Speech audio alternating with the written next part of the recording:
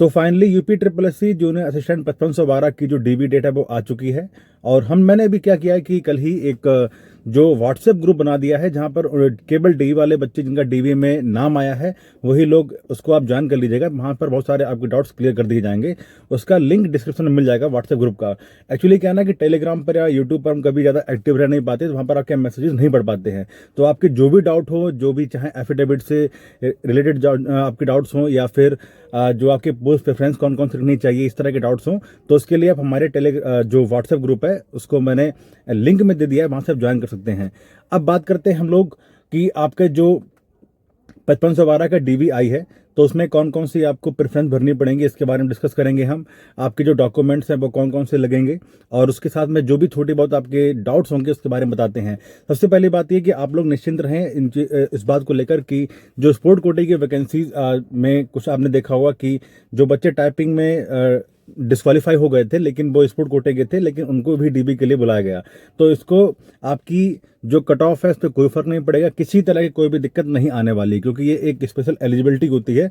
तो ये आगे आने के लिए ही आयोग ने पहले से ही हो सकता है कि उन्होंने बचाव के लिए किया होगा। बहुत सारे होते हैं ना कि जो हाई कोर्ट चले जाते हैं इस चीज़ को लेकर कि भाई मेरे तो कट ऑफ ज़्यादा नंबर थे फिर मुझे क्यों नहीं लिया गया। तो ये एक अपना से सेफ साइड लेकर सिर्फ और सिर्फ जो स्पोर्ट कोटे वाले बच्चे हैं उनके लिए डीबी बुलाया गया। लेकिन यहाँ पर आपका मतलब ये नहीं कि आपको कट ऑफ को फर्क पड़ेगा या इनको भी ज्वाइन दे दी जाएगी, नहीं। जो चीज़ें मैंडेटरी हैं, जैसे टाइपिंग क्वालिफाई करना है तो वो करना ही करना है। अगर हम टाइपिंग क्वालिफाई नहीं की तो आप डिस्क्वालीफाई माने जाएंगे। तो अब बात करते हैं हम लोग जो पोस्ट प्रेफरेंस आपने देखा होगा कि आयोग ने पोस्ट प्रेफरेंस भी दे दी है, बहुत अच्छी बात है। कौन कौन सी पोस्ट प्रेफरेंस आपके लिए अच्छी रहेंगी? सबसे पहली बात, मैं आपको एक अपनी पर्सनल राय दूंगा इस चीज़ को लेकर कि देखो, जब रिजल्ट आया था तो उस टाइम ये होता था कि जैसे 47-48 जो डिपार्टमेंट हैं, तो पहले रिजल्ट आया, बच्चे सेलेक्ट हो गए। सेलेक्ट होने के बाद में आगे ये प्रोसेस रहती थी हमारे टाइम पर कि जो सिलेक्टेड बच्चे केवल हैं उनके लिए ही पोर्टल ओपन होता था और वही पोस्ट प्रेफरेंस को भरते थे। लेकिन अब इस बार उन्होंने क्या कर दिया, आयोग ने है एक अच्छी चीज़ ये कर दी है कि जो 26 के 26,000 बच्चे क्वालिफाई हुए हैं सभी के लिए उन्होंने पोस्ट प्रेफरेंस मांग ली है। तो मेरी आप लोगों के लिए एक छोटी सी राय ये रहेगी कि जो पोस्ट प्रेफरेंस का पीडीएफ जो दी है, आपने देखा होगा कल डीवी डेट में 1 2 3 4 इससे लेकर 49 तक के सारे डिपार्टमेंट दे दिए हैं, उनको आप लोग सबसे पहले निकाल लीजिएगा। प्रिंट आउट कम से कम एक नहीं 5 से 6 कॉपियाँ निकालिएगा, 5 से 6 कॉपियाँ निकालिएगा अलग अलग, और अपने हिसाब से पहले आप प्रेफरेंस को भरिएगा।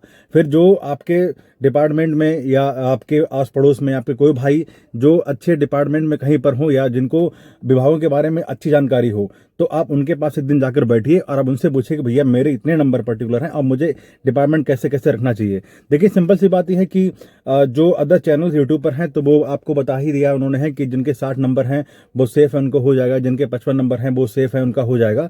तो आप लोग सबसे पहली बात है कि प्रेफरेंस को ये इस चक्कर में ना भरिए कि मेरे 58 नंबर हैं या मेरे आपके 52 नंबर भी किसी के हैं, किसी 55 नंबर हैं, आपने पहले पर रेवेन्यू फिल कर दिया। अगर आप मान लीजिए जनरल कैटेगरी से हैं और आपके 60 नंबर हैं तो आपको इतने पर रेवेन्यू डिपार्टमेंट नहीं मिलने वाला है, तो आपकी पहली वाली पोस्ट प्रेफरेंस सारी की सारी बर्बाद चली जाएगी। तो ये एक बहुत ही दिमाग वाला खेल आपके लिए होने वाला है कि आप लोग प्रेफरेंस को इस तरह से भरिए अपने नंबर से अकॉर्डिंग कि जिससे आपकी प्रेफरेंस खराब भी ना चली जाए। अब मान लीजिए जिसके 70 नंबर हैं, 70 नंबर पे तो हाईली चांसेस हैं कि उसको रेवेन्यू डिपार्टमेंट मिल जाएंगे। चांसेस क्या, 100% उसको मिल जाएगा रेवेन्यू 70 नंबर पे। अब वही किसी को जनरल कैटेगरी का बच्चा है, किसी के 60 नंबर हैं, फिलहाल मुझे नहीं लगता कि 60 वाला शायद हो पाएगा, लेकिन फिर भी अगर किसी को लगता है कि हाँ मेरा 60 पे हो जाएगा और उसने पहले पे रेवेन्यू भर दिया तो 60 पे तो नहीं मिलने वाला। तो इन चीज़ों को आपको ध्यान में रखिएगा, किस तरह से आपने प्रेफरेंस भरिएगा। मैं एक सेपरेट वीडियो बना दूंगा, फिर से मैं एक वीडियो पे वो बनाऊंगा जहां पर जो साथी लखनऊ के हैं, जो साथी इलाहाबाद के, उनके लिए भी एक वीडियो बना दूंगा मैं फिलहाल। और उसके बाद में जिनको अपना गृह जनपद चाहिए या जिनको अपनी पढ़ाई अच्छे से करनी है वो डिपार्टमेंट चाहिए तो उसके बारे में वीडियो में बना दूंगा। अब बात हम लोग करेंगे कि आपके डॉक्यूमेंट्स कौन कौन से लगेंगे। ऑलरेडी आपको पता ही होगा कि आपकी हाई स्कूल इंटर की मार्कशीट और जो सर्टिफिकेट सनद होती है वो लगेगी, और उसके साथ में जो आपने ट्रिपल सी किया है वो लगेगा, और भी आपने जो भी स्किल हैं वो भी आप लगा सकते हैं। एंड उसके बाद में आपने देखा होगा कि बहुत से साथी हैं जिन्होंने किसी डॉक्यूमेंट में स्पेलिंग गलत हो गई, कहीं पर स्पेस आ गया या कहीं पर ऐसे कुछ उनके डॉक्यूमेंट्स में एरर हो गया, जो अब इन्होंने नोटिस किया, तो इसके लिए आपका एफिडेविट लग जाएगा। एफिडेविट सिर्फ ये एक होती है, शपथ पत्र होता है कि हाँ ये मेरी गलती हो गई है, और बस आपके डॉक्यूमेंट फर्जी ना हो, बाकी एफिडेविट हर कहीं पर लग जाता है। ये इसीलिए होता है कि हाँ जो मैंने डॉक्यूमेंट आपको सामने दिए हैं ये मेरे मेरी दृष्टि में बिल्कुल सही हैं और कुछ नहीं है, बस थोड़ा सा एरर हो चुका है, क्लरिकल एरर हो गया है, इसलिए ये कर दिया। साथ में अब हम बात करेंगे कि आपका डोमिसाइल कब का होना चाहिए, आपका कास्ट सर्टिफिकेट कब का होना चाहिए। तो आपको ऑलरेडी मालूम होना चाहिए कि डोमिसाइल आप कहीं का भी हो, आपका ओल्ड हो, 7-8 साल पुराना हो, उससे कोई फर्क नहीं पड़ेगा। या अभी भी अगर आप बनवा लेते हैं, अगर आपका भी अभी भी अपलोड हो जाएगा तो भी कोई उसमें दिक्कत नहीं आने वाली। ईडब्ल्यूएस का एक थोड़ा सा ये मैटर पड़ जाता है कि ईडब्ल्यूएस आपका उसी टाइम का होना चाहिए जिस टाइम का आपका नोटिफिकेशन आया था। अब हम बात करते हैं उन साथियों की जिनका मोबाइल नंबर चेंज हो गया, क्योंकि आपको पता ही है ओटीपी आएगा आपके मोबाइल पे, तभी आपके जो वेरिफिकेशन है वो अपना डीवी वाला डॉक्यूमेंट अपलोड कर सकते हैं और प्रेफरेंस भर सकते हैं।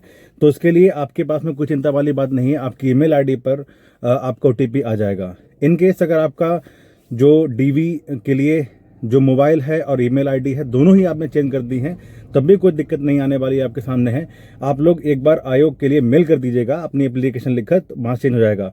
और मेरी आपको एक पर्सनल राय ये रहेगी आप लोगों के लिए कि आप लोग ईमेल के चक्कर मत पड़े, क्योंकि कभी कभी क्या होता है ना कि ईमेल मिस हो जाती है।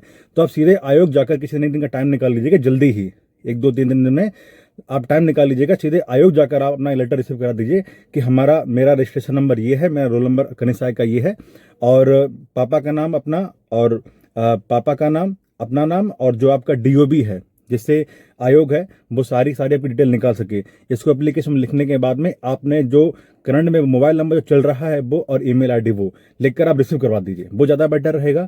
और ज़्यादा इसमें कोई टेंशन लेने वाली बात नहीं है कि आपका मिसिंग हो गया है मोबाइल नंबर या ईमेल आईडी, तो आपका किस तरह से भर सकते हैं, आप क्या नहीं हो पाएगा। तो ये छोटी जानकारी है। बाकी किसी को कोई दिक्कत हो डीवी को लेकर आप मुझसे पूछ सकते हैं, और ग्रुप का चैनल व्हाट्सएप ग्रुप का मैंने लिंक दे दिया है, वहाँ से आप ज्वाइन कर सकते हैं। और साथ में फिर से मैंने बोला कि ये पोस्ट प्रेफरेंस आपके बहुत ही इंपॉर्टेंट चीज़ है आपकी लाइफ के लिए, इसको ध्यान से सोच समझ कर भरिएगा। नहीं तो अगर आपने कभी जल्दबाजी में या ना भरा या ऐसे भर दिया उल्टा सीधा, कोई आपका डिपार्टमेंट ऐसा मिल गया जो आपका डिजायरेबल नहीं है, तो आप फिर लाइफ टाइम पछताएंगे कि यार थोड़ा सा दिमाग लगा लेना होता। जैसे मैंने ही किया था कि सबसे पहले मेरे टाइम पर आबकारी विभाग था, वो मैंने पहले नंबर भर दिया था, लेकिन मैंने उसको देखा ही नहीं, ना नोटिफिकेशन से पढ़ा कि हमारे में आबकारी विभाग की कोई जनरल की वैकेंसी ही नहीं थी, सिर्फ उस टाइम शायद ओबीसी या एससी की वैकेंसी थी। तो मुझसे गलती हो गई थी ये। तो मैंने भी ये किया था कि डिपार्टमेंट्स को शायद थोड़ा सा ढंग से नहीं पढ़ा और ऐसे ही रैंडमली सारे भर दिए। तो आप लोग ये गलती मत करिए, क्योंकि आपकी फिर ये लाइफ टाइम की बात है। बाकी उसके आपके कौन कौन से डिपार्टमेंट है और अच्छे डिपार्टमेंट कौन कौन से, इसके लिए मैं ऑलरेडी एक वीडियो आपके लिए बनाने वाला हूँ, एक बना ही चुका हूँ वीडियो, फिर मैं आपको बना दूंगा। तो ठीक है, फिर मिलते हैं अगले वीडियो में, तब तक के लिए नमस्कार, और जल्दी मिलते हैं फिर से हम अगले नए वीडियो में।